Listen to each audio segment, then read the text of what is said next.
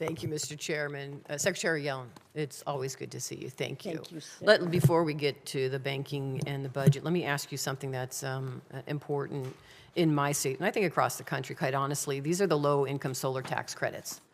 It is a question that I asked Commissioner Werfel regarding Section 13103 of the Inflation Reduction Act, which provides a bonus investment tax credit for certain renewable energy investments that were made in low-income communities. The February guidance that Treasury puts out provides the potential applications will only be considered for this tax credit during limited application windows. And this is my concern, will limit solar deployment and the ability to drive clean energy investment in these communities, because the investments with tax credits happens when you have certainty up front that the credit can be used.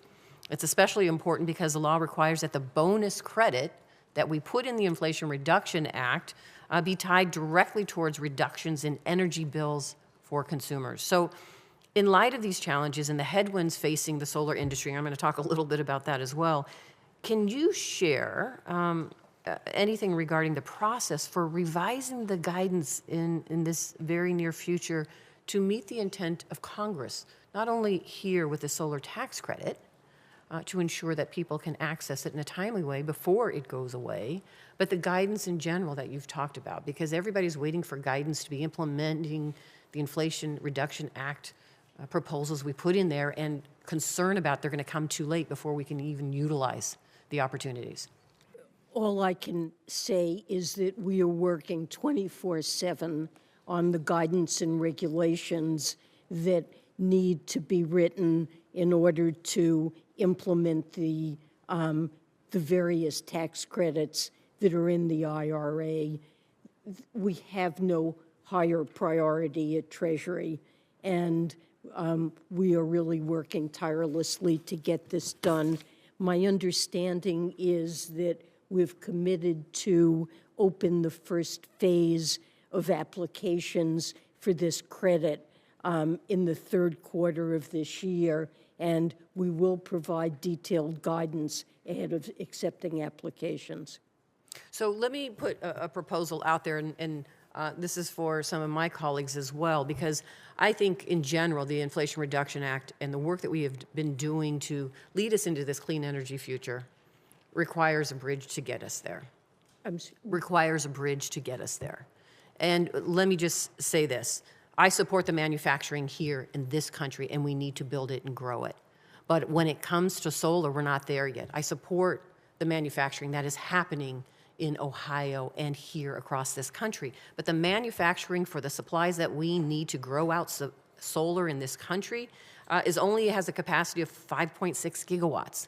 Now, let me just say, in 2022, we were able to actually install, the demand was for 20.2 gigawatts. So we are at a deficit there. And if we don't get these supplies, if we don't have what we need to address bringing these supplies here from somewhere and deal with the tariffs that are out there that are limiting our access to these supplies, we are going to be limited to the amount that we can grow our clean energy in this country through solar. So that's what I would love the administration to keep in mind, my colleagues as well, that yes, we want to make sure that we're getting our supplies from countries that we support, that are our friends, that are our partners, absolutely. But until we grow our domestic manufacturing here, we are not going to meet the demand for solar in this country that we need right now. We're going to try. Well, there is substantial incentives in this legislation to bring manufacturing of solar panels to the United States.